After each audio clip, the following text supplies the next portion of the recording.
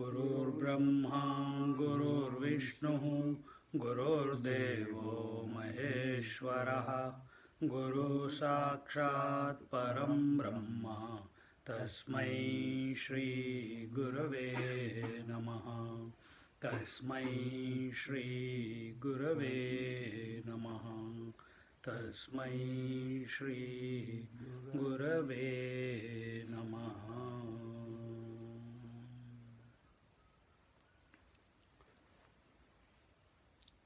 Merely by studying the scriptures, doing the japa, doing charity, doing pranayam, doing concentration exercises, doing meditation, etc., etc., does not bring about spiritual evolution. Then, sir, what is spiritual evolution? How do we recognize that we are evolving spiritually?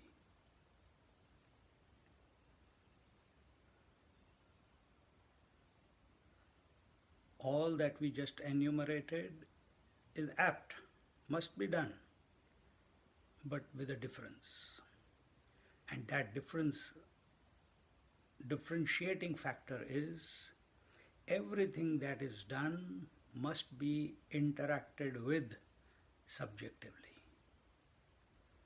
Without being subjective in a pursuit, it becomes only a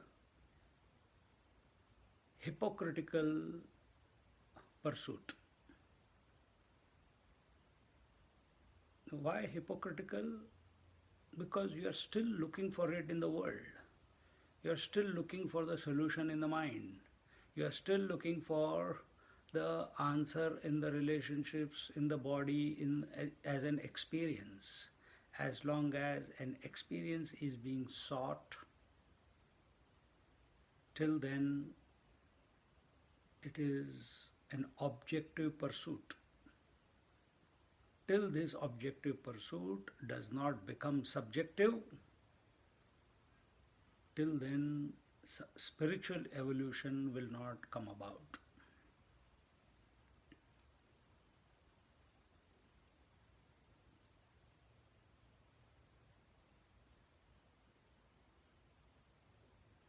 All studies, all sadhanas must conclude on a daily basis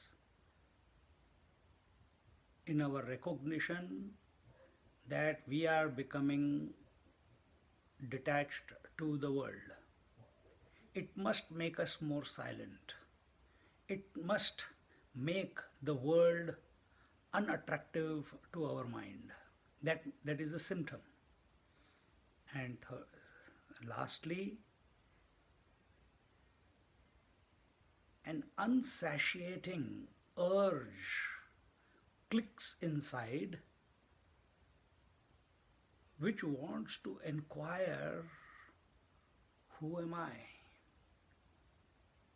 What is this consciousness?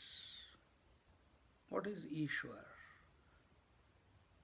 What is my true nature?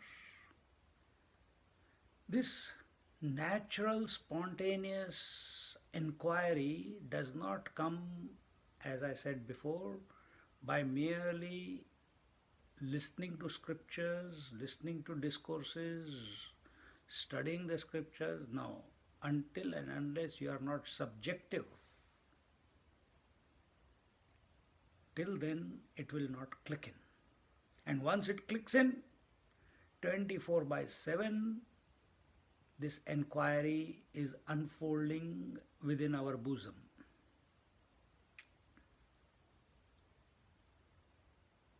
Swamiji says, as long as our pursuit is for some experience in this world, till then we are only functioning at the lower three chakras: Muladhar, Swadhisthana, and Manipur. As long as the body identification is there, as long as you are pursuing some result in the world, you are at the level of the mind.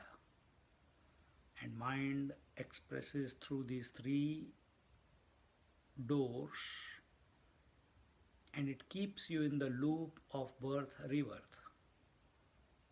When the same mind, it clicks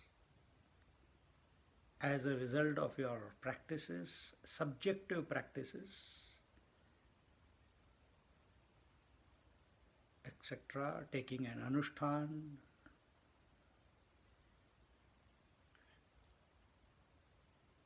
then the anahat, vishuddhi and the agya chakra we start migrating towards. Then they start opening up, and if they start opening up, the bottom three, they become neutralized. So the world gets neutralized because our mind has started focusing on something higher. Then spiritual evolution. This mind is a two-way street. One going towards the world, the other going towards the self. Inquiry. Choose wisely. Self-inquiry is a subjective pursuit.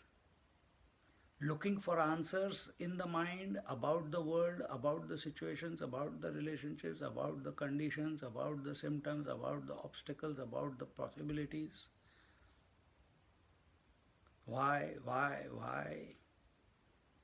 when, where, all this will keep you tethered to the world, so to speak.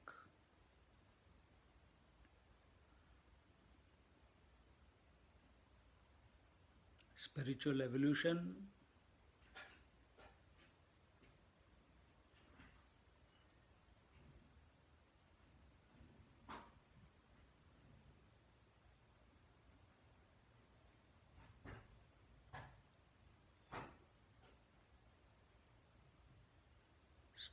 evolution must come about in this manner. It is not a fluke.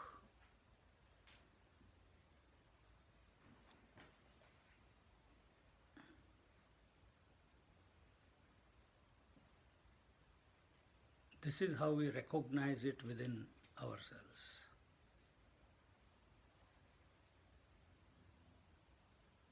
That our vairagya is increasing on a daily basis towards the world, and our love towards the self, towards the Paramatma, towards the essence. What is it? What is its nature?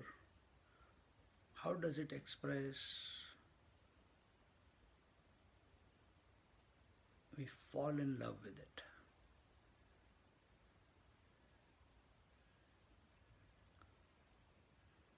Only when we fall in love with something that,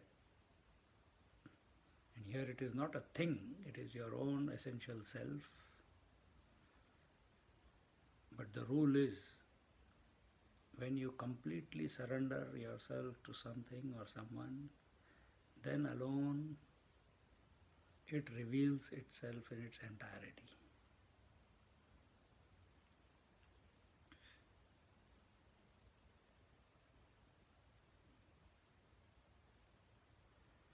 Spiritual evolution means making our antahkaran zero And that antahkaran, which is mana, buddhi, chitta, ahankar, memory, intellect, mind, intellect, memory, and ego, as long as our attention is on the world, the memory keeps increasing, the mind remains in the likes and dislikes, the intellect is unable to break the gravity, the pull of gravity towards the world, and the ego thinks that with more and more from the world it will become satisfied. Contrary is true.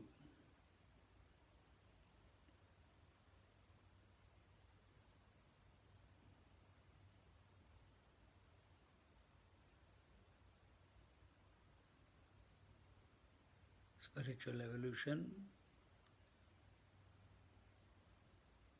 the sign being, is our antahkaran melting or not?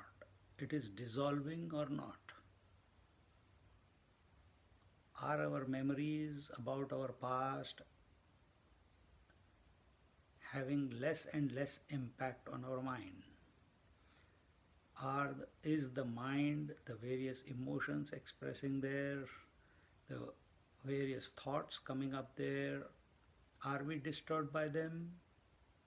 Are we stubborn about the conclusions that we have come to in our life at the intellectual level? Are these convictions being looked at again in the light of the self so that they melt away and make our mind malleable, permeable, so that the divine can mold it the way he wants to?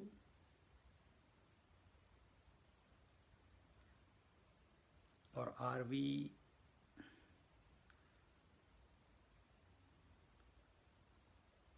or is our mind, antakaran, highly individualistic, concretized in a certain belief, in a certain manners,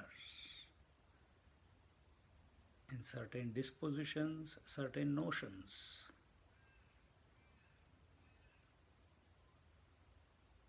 And this is not to be observed later on. Right now, observe your mind.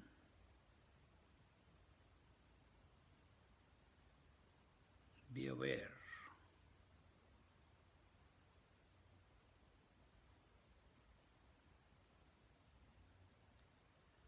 Spiritual evolution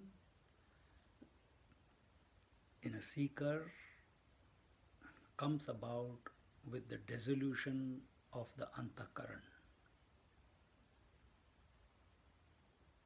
And the dissolution of the antakaran will not come about by contemplating on the world. It will only come about by contemplating on the infinite reality, by contemplating about who this Lord is, how can I become one with Him. And for that, a subjective approach to life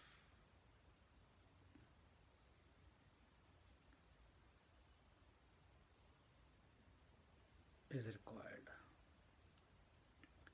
Not only in meditation, not only in satsang, 24/7 a subjective approach is required.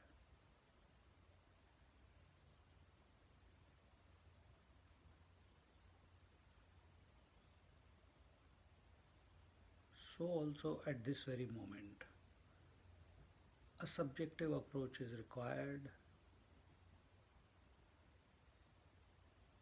rather than trying to work things out in our head.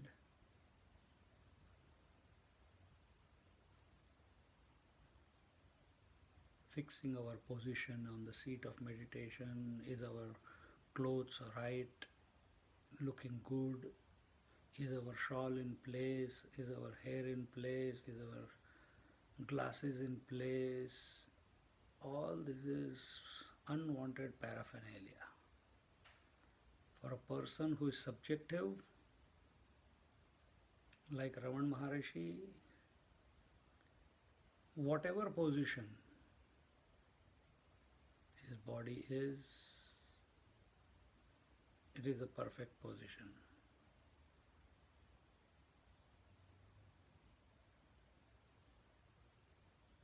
But we must not fool ourselves to start copying great masters, but understand the thought that is being expressed.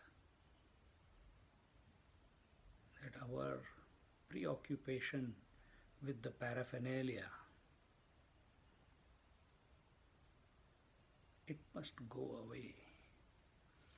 When we are in love, when we are deeply inquiring into the self, nothing else matters. You can be in the middle of the world, the body doing what is required to be done, and yet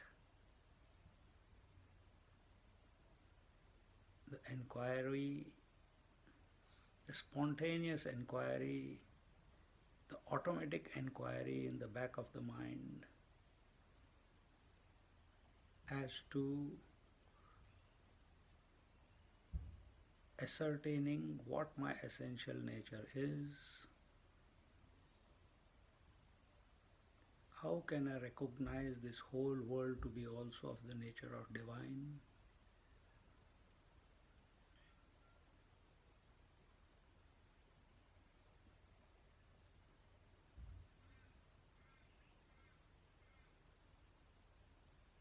Only when the subject is immersed in the subject.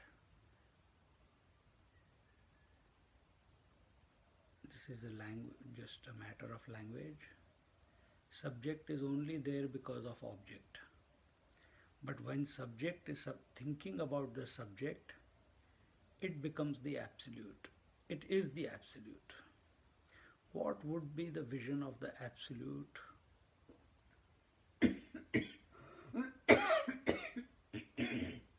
From the absolute standpoint, from the Ishvara standpoint, is there relatives, is there mothers, fathers, daughters, world, name, form? Is there attempt to put yourself in the position of the absolute? Be the absolute.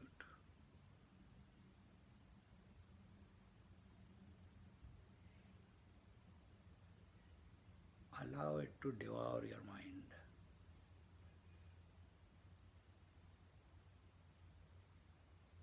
As long as we are thinking of the absolute, we are still in the mind.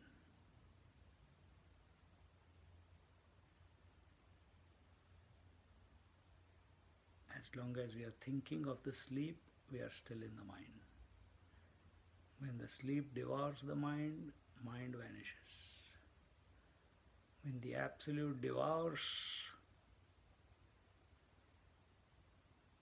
the mind, permeates the mind as we know it at this moment, it ceases to exist.